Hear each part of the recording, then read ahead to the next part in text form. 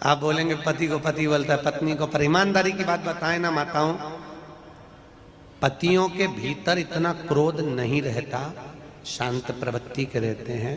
दिक्कत आप लोगों की है, जरा सी देर में तुम्हारे मन का काम नहीं हो तो तुरंत कमला देवी से बिमला देवी बन जाती है, तुरंत उसी पर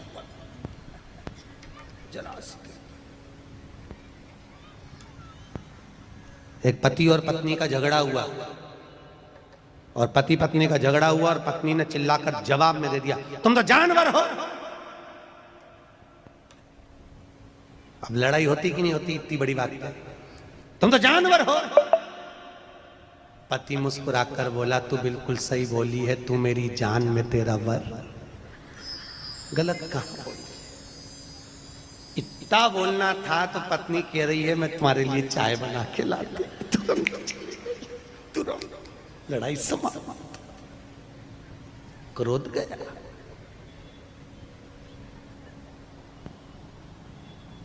क्रोध समाप्त। आज हम उनके यहाँ गए थे, क्या नाम उनका, नाना भाई के यहाँ, पानी वालों के यहाँ, तो उनके यहाँ वो वकील साहब मिले थे। तो वकील साहब बोले, गुरुजी उनकी धर्म पत्नी आई प्रणाम करने के लिए। तो वकील साहब बोले, ये मेरी धर्म पत्नी है। हमने कहा कथा का असर हो गया पूरा। तो हमने कहा धर्म पत्नी क्यों? क्योंकि गुरुजी पहले दिन कथा से बोल रही थी, कथा में चलो, कथा में चलो, और मुझे दूसरे दिन से कथा में लेकर आई है। और आप कहते हो जो अपने पति को कथा में लेकर आ जाए वो धर्म पत्नी कहलाती है। हमने कहा बिल्कुल सत्य है, गलत नहीं है, बिल्कुल सत्य। धर्म के पथ पर चलना सिखाइए महाराज, धर्म के पथ, धर्म के पथ। आज यहां शास्त्र कह रहा है, हिरण्यकशिपु ने जो वर मांगा, घर आकर देखा तो धर्म पत्नी नहीं है। धर्म पत्नी को लिया तो नारद जी के यहाँ गर्भ का जो ज्ञान मिला था, उस ज्ञान की प्रबलता में धर्म पत्नी प्रखर हुई महाराज। पत्नी के गर्भ से जो बच्चा हुआ, होते से उसने भगवान के नाम का हिलात करा, उसका नाम प्रहलाद हुआ है महाराज, प्रहलाद। खोलते तेल में डाल दिया,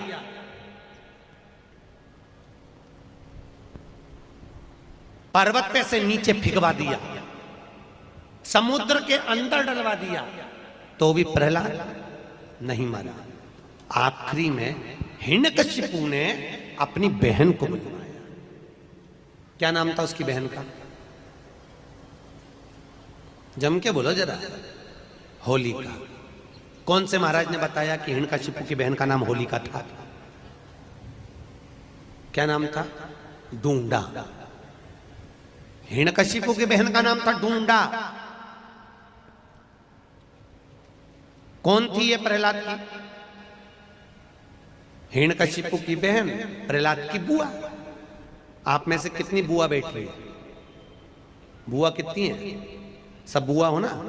अरे बोलो तो, हो सब बुआ? तो बुआ ऐसी होती है कि अपने भतीजे को आग लगा दे? अरे बोलो तो, होती है ऐसी? नहीं। प्रहलाद को गोदी में लेकर डूंडा बैठ गई, उसके पास ब्रह्मा जी की दी हुई एक चादर थी। हिरण्यकशिपु ने कहा, इसको ओढ़ कर बैठ जाना, तू जलेगी नहीं, तेरा भतीजा जल जाएगा। डूंडा चादर ओढ़ कर बैठी, प्रहलाद को गोदी में रखा। चारों तरफ से जब आग लगी, डूंडा को लगा मेरा भतीजा जल जाएगा। डूंडा ने अपनी चादर उतार कर अपने भतीजे पे डाल दी, डूंडा खुद जल गई, अपने भतीजे को बचा लिया। ऐसी होती है बुआ जो देती है दुआ। बुआ कभी बद्दुआ नहीं देती महाराज। अगर उस दिन बुआ प्रहलाद को जला देती तो उसके बाद दुनिया में कोई भतीजा अपनी बुआ को नहीं पूछता। पर आज भी शादी में, ब्याह में, फंक्शन में सबसे पहले बुआ जी को बुलाया जाता है। आओ। बुआ को इसलिए बुलाते हैं क्योंकि उनने भतीजे की रक्षा करी थी। वो राक्षस कुल में जन्मी थी, राक्षस की बहन थी, पर मरते मरते अच्छा काम करके भगवान की होली, इसलिए हमारे यहां मनाई होली। परवारे करमाला वालों, तुमने तो उसका नाम ही धर दिया होली। अच्छा काम करके भगवान की होली। इसलिए हमारे यहाँ होली का त्योहार मनाया। नाम था ढूंढा, इसलिए आज भी होली में मोटे मोटे लक्कड़ ढूंढ जलाए जाते हैं। पतली लकड़ियां नहीं, मोटे लक्कड़, मोटे ढूंढ जली। अंतिम प्रहलाद से पूछा ये ज्ञान इसको आया कहां से? गुरु जी से पूछा इसको ज्ञान कहां से है? तो ये गर्भ का ज्ञान है। गर्भ का ज्ञान कोई साधारण है क्या? गर्भित ज्ञान। प्रथम ज्ञान होता है गर्भ का ज्ञान। माता कहती हैं गर्भवती नारी को भजन करना चाहिए। कथा सुन, हम एक बार पंढरपुर में कथा करने आए थे, लगभग 17-18 साल पहले की बात होगी। कथा करने के लिए आए थे, माहेश्वरी भवन में कथा थी। अभी उस दिन हम लोग गए थे तो हम माहेश्वरी भवन में ठहरे थे महाराज। माहेश्वरी भवन में कथा थी, माहेश्वरी समाज ने कराई थी, सोमानी संगमनेर के उन्होंने कराई थी। कथा में एक बहू आकर बैठी, उसने कहा गुरु जी कल आप हमारे यहाँ आना। जैसे कई लोग कहते हैं ना हमारे यहाँ पधार जो, आज हम एक दो जगह गए तो आप हमारे यहाँ पधारना। हमने कहा ठीक है आएंगे दीदी, जरूर आएंगे। हम गए उनके यहाँ, उनके यहाँ गए, उसने सेब कतर के रखे थे, काट के रखे थे। उनका एक लड़का था 12 साल का, वो सेब उठा के ले गया। उसने ड्राई फ्रूट्स ला कर रखे, काजू बादाम पिस्ता, वो पूरी की पूरी प्लेट लेके भाग गया।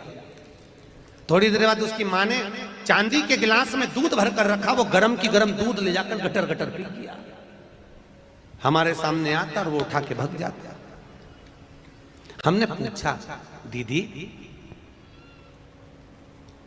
दीदी बोली गुरुजी आपका अपमान हो गया, मेरे लड़के ने सब खा गया, तुम्हारा अपमान हो गया। मैं तुम्हारे लिए ला रही थी और उठा के। हमने कहा जान दे अपमान तो चूल्हा में, पहले ये बता कि ये हुआ कैसे, ये बता ये कैसे, वो तो जान दे अपमान तो हुआ कैसे। गुरुजी जैसे आप कथा करने आए ना, ऐसे ही जब ये मेरे गर्भ में था तब यहाँ राम कथा चल रही थी।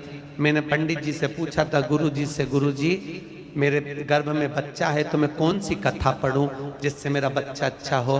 राम कथा वाले महाराज ने कहा था सुंदर कांड पढ़। गुरुजी जब ये गर्भ में था इतने सुंदर कांड के पाठ करे, इतने पाठ करे, ऐसी औलाद पैदा हुई, सकनी नहीं बैठे।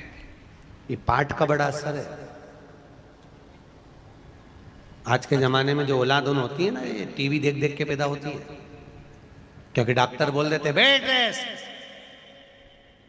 डॉक्टर बोलते बेड रेस्ट, पलंग पे पड़ी रहो, दिन भर टीवी देखती रहो। 24 घंटा टीवी देखे, गर्भ में जो बच्चा था वो टीवी देखता रहा। माँ के दृष्टि से बच्चे ने टीवी देखी।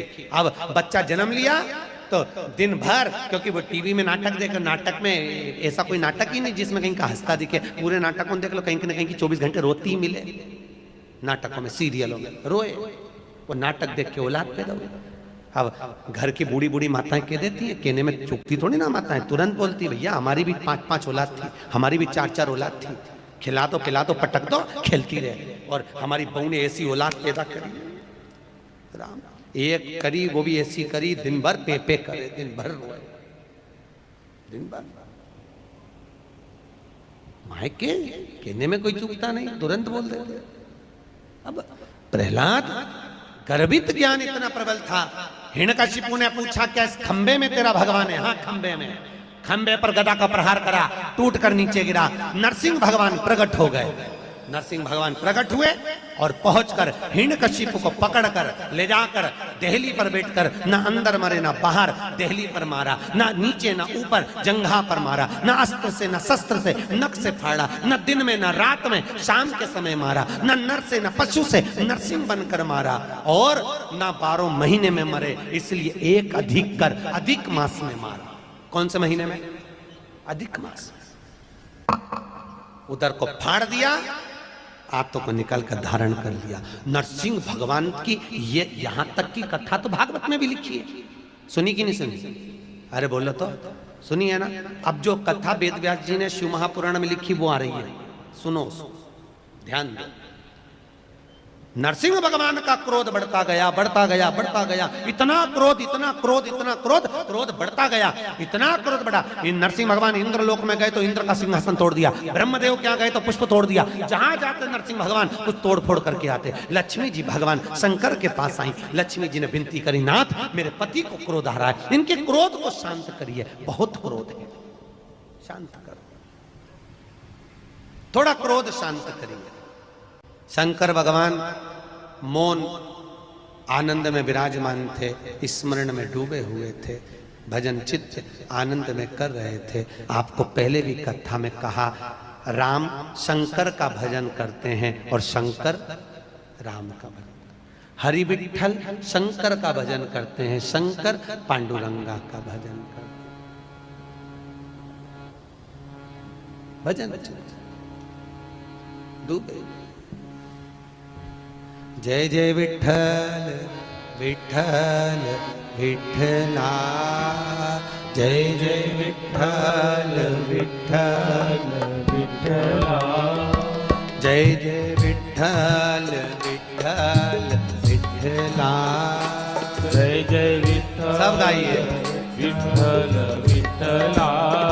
से विनती करी, शंकर भगवान की भक्ति में डूबे हुए थे महाराज। लक्ष्मी जी ने विनती करी, नाथ कृपा करो, थोड़ी सी दया करिए। भगवान ने पूछा, क्या? मेरे पति को क्रोध आ रहा है, उनका क्रोध शांत कर दीजिए। शंकर भगवान ने सारे देवताओं को बुलाकर कहा, नरसिंह अवतार कोई साधारण सा अवतार नहीं है जिसका क्रोध शांत कर दिया। तो फिर क्या करा जाए? शंकर भगवान बोले, मैं शरम्भ पक्षी का रूप धारण करूंगा। कौन सा पक्षी? शरम्भ, गिद्ध जैसा एक पक्षी होता है जिसका नाम है शरम्भ। शरम्भ पक्षी, गरुण जैसा स्वर। पक्षी तीर्थ गए हो? अरे बोलो तो, पक्षी तीर्थ गए हो कभी? हैं? कोई गया? नहीं गए? कभी मौका लगे तो जरूर जाना। चेन्नई से 82 किलोमीटर की दूरी पर है पक्षी तीर्थ,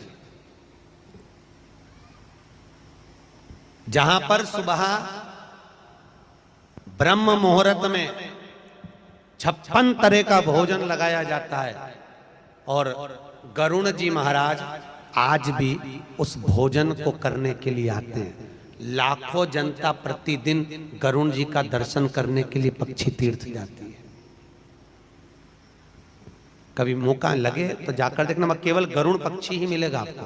वो पक्षी तीर्थ में आते हैं, भोजन करते हैं, चांदी की थाली में उनके लिए भोजन लगता है और उड़कर चले जाते हैं। कहाँ जाते हैं? फिर सवेरे ब्रह्म मुहूर्त में दूसरे दिन ही आते हैं, दिखते ही नहीं पक्षी। शरम्भ पक्षी का रूप रखा भगवान ने, और शरम्भ पक्षी का रूप भगवान शंकर करें, ऐसे नहीं रख सकता। सारे देवता मिलकर मेरे को सपोर्ट करो, मेरे पक्ष में, और मैं शरम्भ पक्षी का रूप रखूंगा, उड़ते हुए जाऊंगा, नरसिंह भगवान को पंजे से उठाऊंगा और ले जाकर अलखनंदा नदी में पटकूंगा। नरसिंह भगवान को भगवान शंकर ने उठाया, शरम्भ पक्षी का रूप धारण कर कर शिव जी का एक नाम बनने जा रहा है, शरम्भेश्वर महादेव। कौन से महादेव है? शरम्भेश्वर।